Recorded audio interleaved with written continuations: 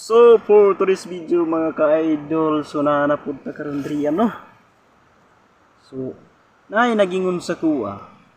Pangit daw ko. Sus.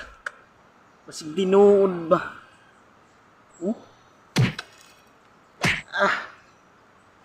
Pangit, bantog ra wala na ninyo. Pangit lang guys. Sus, pag ganyan lang yun. Sige lang. Sige lang, ipadayon lang na ako ning akong kapangit karon.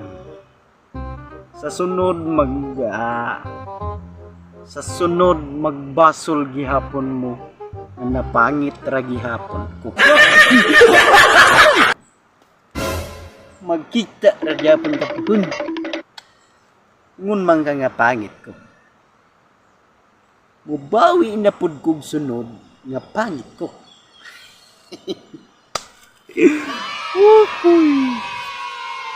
Uy, kasagaran nga akong nadunggan sa akuang video. Nice kadol. Nice imong kapangit. Pagka na lang yun.